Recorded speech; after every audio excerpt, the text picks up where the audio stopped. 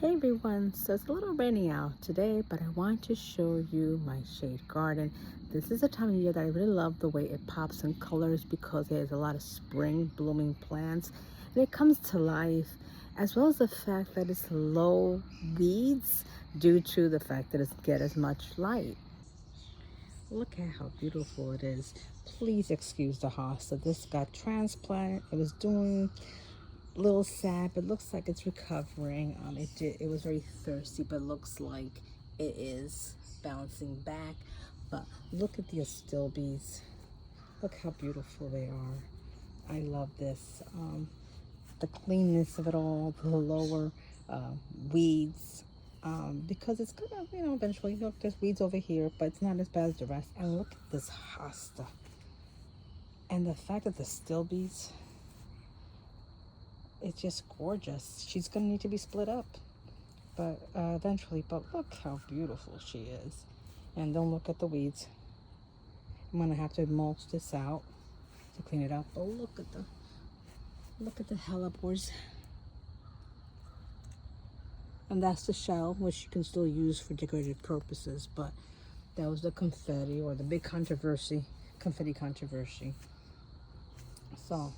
And that's the bleeding heart. She's looking kind of sad, but she is off season. She already bloomed, but look at that. Oh. So yeah, this is about the part of the year that I do like it because it's so pretty and not as much of a mess as the rest of the garden because all the weeds now are growing in like crazy. So yeah, and thanks for watching. As a quick update, this is my side garden. I posted up a few weeks ago how I cleaned it up, and as you can see, the weeds are finding its way in, but it's not bad. I'm gonna have to start plucking now. That Rebecca looks fine. This one looks like it's about getting ready to a little bit budding. That one is a hollyhock, nothing here, but look at this. This is the newer one that just bloomed, and look how it's just so pretty. It's very dainty. Than the pink one, which is kind of funny. There's like a rustling there compared to this one, but it's fine. I mean, if they're happy, I'm happy. This one looks like it's gonna bud. This is the Brandywine Rebecca. That zinnia didn't make it. Actually, what's in there now is a carnation. That didn't make it either. So yeah, we got little sprigs of grass here, and that is the phlox.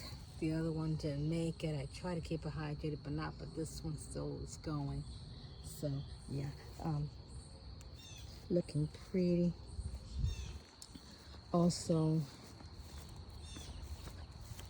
an update on my dahlia patch. As you can see, they survived. At least some of them. I think there was a bud. There was a tuber here that was kind of sticking out. It was dug out by a squirrel or something, or a raccoon, and apparently that didn't make it because, like I told you, I did nothing for the winter prep.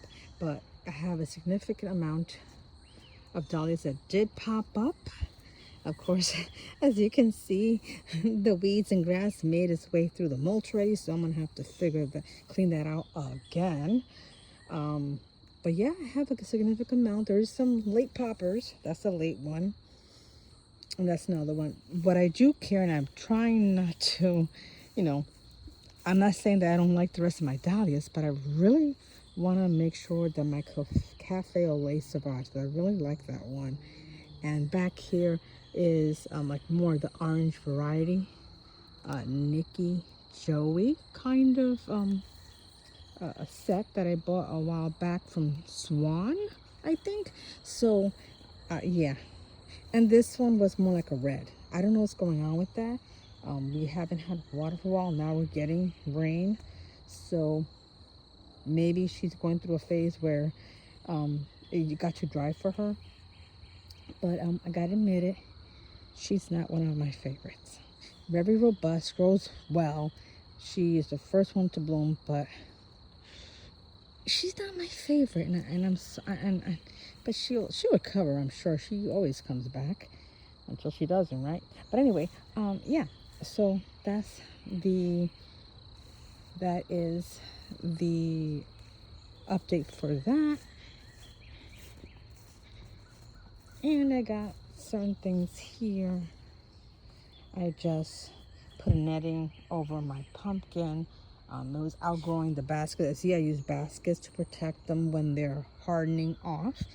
Now, due to my greenhouse not being heated, they don't need to be hardened off when it comes to temperatures, but they need to be hardened off when it comes to outdoor conditions such as wind and rain and all that. So that's why I take them out when they're ready and put them in baskets to ensure that they don't get blown off or they get anything rough conditions.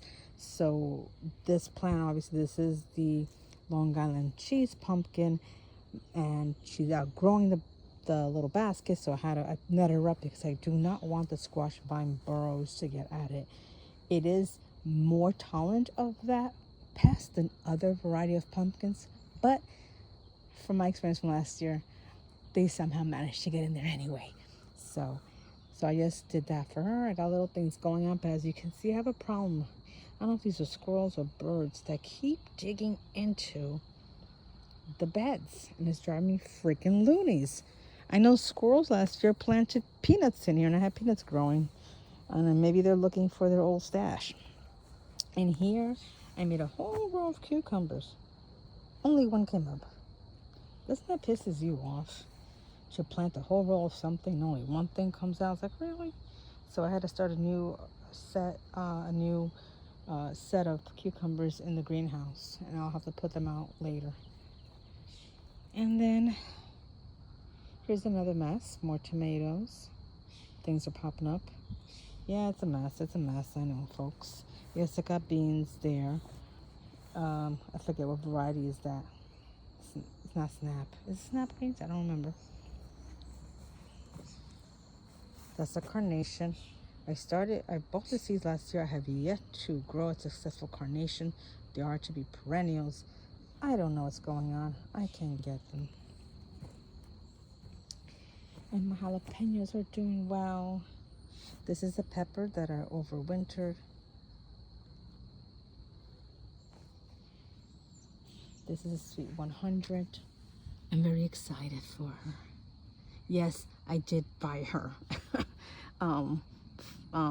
Because I just didn't. I wanted her. I wanted something that was quick and productive, so I got her. I've grown her before in an apartment setting, and she did well indoors under a grow light. So now I got her out. And thanks for watching.